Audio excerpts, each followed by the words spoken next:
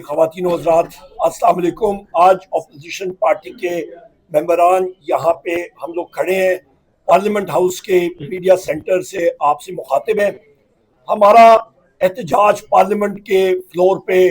مسلسل چل رہا ہے اور یہ احتجاج کی بنیادی وجہ اس رجیم فارم 47 کی انسٹالڈ رجیم کے خلاف ہے۔ کل کے دن آپ کو یہ بتانا چاہتے ہیں کہ پاکستان ڈیجیٹل بل جو ہے وہ قائمہ کمیٹی انفارمیشن ٹیکنالوجی میں پیش ہوا۔ پیپلز پارٹی اور ایم کیو ایم نے پہلے اس کی مخالفت کی تھی، پر کل میرا خیال ہے ان کو کہیں سے اشارہ آیا یا ڈنڈا چلا، سوٹا چلا، جو بھی چلا، تو کل بالکل سانپ سونگ گیا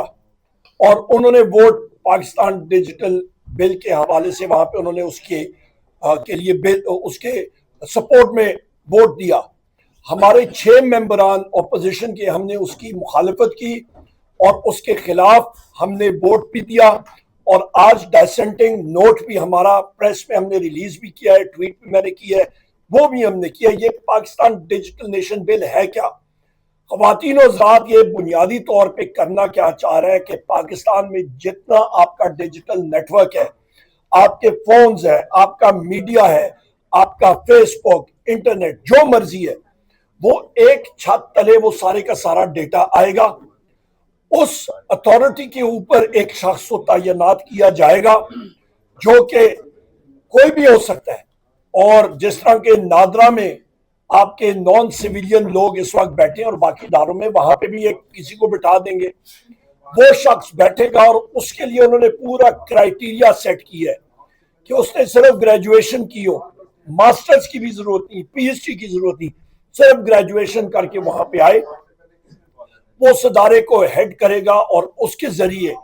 جتنے پاکستان کے آزاد میڈیا کے نمائندگان ہیں، جرنلسٹ ہیں، لوگ ہیں، سوشل میڈیا انفلوئنسرز ہیں، ان ساروں کا ڈیٹا ایک چھت تلے نزدیک وہ جمع ہوگا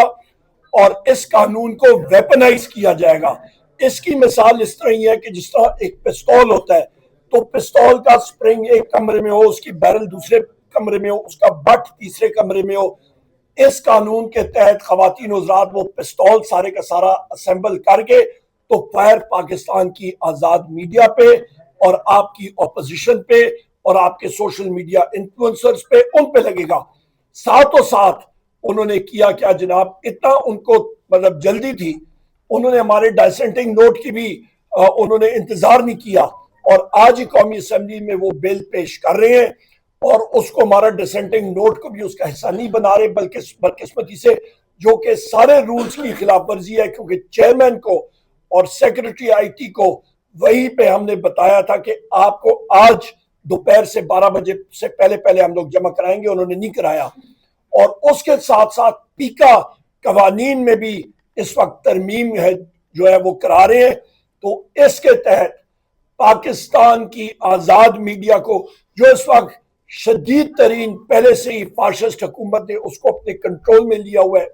ایجنسیز کے کنٹرول میں ہے، مزید ایک بھائی یا اس کو ایک آپ سمجھے کہ پھندا لگ جائے گا۔ اس کے ساتھ ساتھ خواتین و حضرات، مذاکرات کے حوالے سے واضح طور پہ ہمارا یہی موقف ہے کہ نو کمیشنز نو نیگوسیشنز،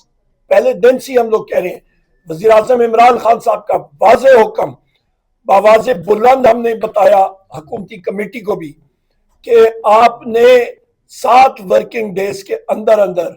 ہمیں بتا دیں، کمیشنز کا اعلان کر دیں، ورنہ چوتھے راؤنڈ میں ہم لوگ نہیں بیٹھیں گے۔ اور آج مجھے معلوم ہوا ہے کہ وزیر اعظم عمران خان صاحب کے یہی احکامات جو ہیں، انہوں نے خود بھی اٹیالہ جیل میں میڈیا کو یہی چیز بتائی ہے، اور منوان اس پہ ہم لوگ عمل کریں گے۔ آخری ایک بات کر کے میں پھر اجازت چاہوں گا، اور اپنے ساتھی ہمارے جو ہیں وہ بات کریں گے۔ یہاں پہ صاحبزادہ حامد رضا صاحب میرے ساتھ موجود ہیں،